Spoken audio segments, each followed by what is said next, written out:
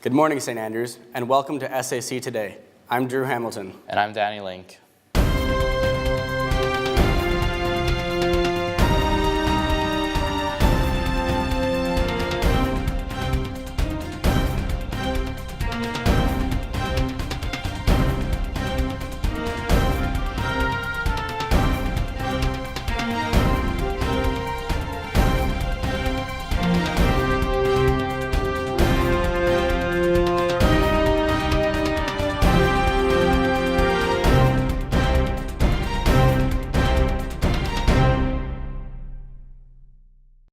February at St. Andrews saw a variety of guest visits to the school, including authors, speakers, and visiting artists.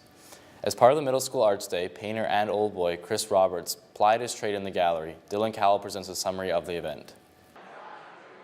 24 artists attended SAC recently as part of the Middle School's Arts Week. Arts Council also put on a fun activity where Miss D'Angelo, Mr. Shrimpton, and Mr. Rush tried out the pottery wheel.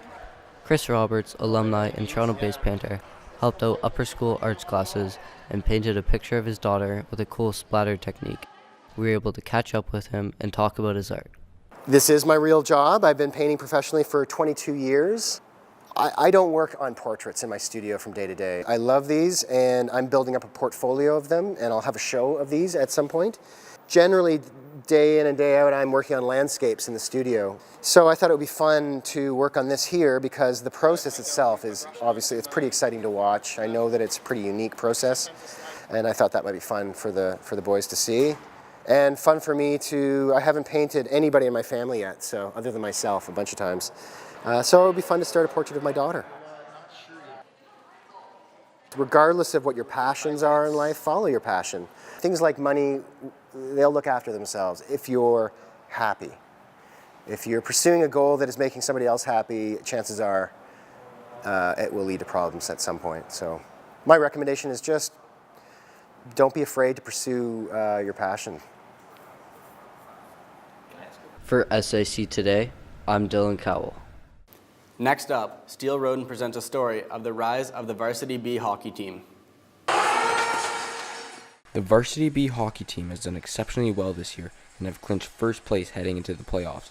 I sat down with Mr. Reed trying to get a better understanding about the program and where it looks to be in the near future. We're trying to make it comparable to what a varsity team is in any other school that's not as deep in hockey players as what we might be. The Varsity B team took over St. Andrews change room at ACC1, practicing and playing their games for the last 2 years after the varsity team moved to the LeBrier Family Arena. Heading into the playoffs, the coaching staff are expecting to do very well after a devastating loss in last year's finals to TCS. I just want us to compete hard, and I want us to perform to the best of our ability. I think that's all you can ask for as a coach. It's really hard heading into the playoffs when you have one game single elimination. To know what to expect, and at any given day you can lose even if you're at your best. Mr. Morrissey has taken on a bigger role as he became the head coach for the Varsity B team after being the assistant coach for varsity. He says the Varsity B team has a different look than the varsity team, as it's not as much pressure on the players to move to a higher level in their career, but still looks to have a good competition. The team has struggled all year with having a full healthy roster available for games, but has been the more dominant team over the regular season and heading into the playoffs.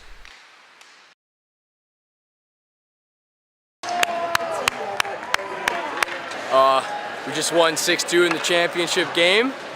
Pretty proud of that. For SAC Today, I'm Steele Roden.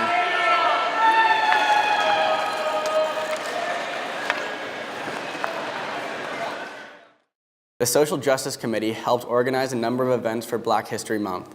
Correspondent Ayo Ogunremi has a story. At St. Andrews, Black History Month is led by the Social Justice Council. I'm here today to find out what they do and why it's so important. So social justice started probably about 3 or 4 years ago. Ms. Sheepers and I were approached by a few students that were experiencing some challenges, and I think that spurred kind of a greater movement to involve other students to share the burden that students were facing here, and that evolved into our mission statement of allowing students to come together to discuss issues that they face, and also bring awareness to the greater St. Andrews community about the issues that all students face and people face. In sports, we all have equal opportunity to show our greatness, and what we do on the field or the court or wherever your sport takes place is what defines you, and not your looks or your race or your background or how much money you have, or like whether your hair is curly, straight, blonde, what color eyes you have, your religion. It's just your actions is what defines you. There are only 11 upper school students who are black at St. Andrews, but 4 of them are in Social Justice Council. One of the places that we can be a community, acknowledge what we share together, and build on the things that we have in common. I think it's important to celebrate Black History Month in general. We look back at what's gone wrong, especially with race relations, but Black History Month is not just time to look back, it's also a time to celebrate things.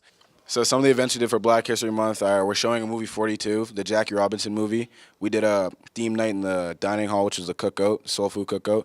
We also did the Monday morning assembly where we talked about some of the history of Black History Month and where it started and came from. So another thing that we did for Black History Month was we created these biographies on important black figures. We are now sending emails on. It's a great way to spread this type of good news. It's important to remember that social justice isn't just about black students. That any students who want to join and talk about any conversations, whether it's race or anything else, want to bring up any personal issues to us, should definitely come out and join us. To cap off Black History Month, Old Boy and broadcast journalist DJ Bennett visited the school to talk about his experience at St. Andrews and beyond. It's awesome to be back at SAC at any time, but especially for me during Black History Month, and to see the changes in that regard with the Social Justice Committee, something that I wish I would have had as a student.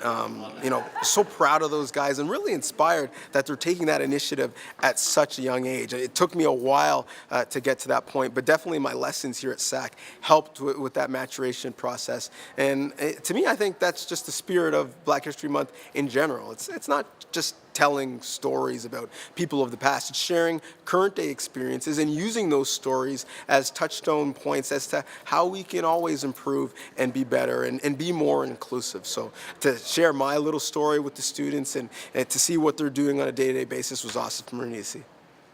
For SAC Today, I'm DJ Bennett. They're the fast and the furious of winter athletes, and we often don't see too much of them because they're on the slopes. Danny Link tells a story of our Alpine skiers. The Alpine Ski Team had a good year, but after a couple of unlucky runs at CISA, only one of the 2 teams qualified for OFSA. At OFSA, the Level 1 team, or high school trained team, had a rough first day, but on the second day they pulled through and came second overall in the giant slalom event. I sat down with Mr. Engel to talk more about the team. Alpine skiing is actually broken into 2 events at the high school level. We have GS, where the gates are spread farther apart, and it's a much faster event, and slalom, where the gates are really close together and it's a much more technical event. At St. Andrews, there's 2 levels. There is the school trained level, and those are all students who never raced before they came to St. Andrews, and we've basically trained them. And then there's the club train level, or the open level, and those are students who we supplement their training, but often they also train on the weekends outside of our practices. I think we'll be in a little bit of rebuilding mode in level 1. That's the school trained athletes, but invariably that goes in a bit of a cycle. We've had about 4 years. We've been very, very successful, and now the previous 2 or 3 years we had to rebuild. I think level 2, which is our club trained team, I think they will be very, very competitive moving forward. We'll be very, very young, but there's a lot of talent there, so I'm looking forward to great things. That's our show for today. I'm Drew Hamilton. And I'm Danny Link. Enjoy your March break. What do you do?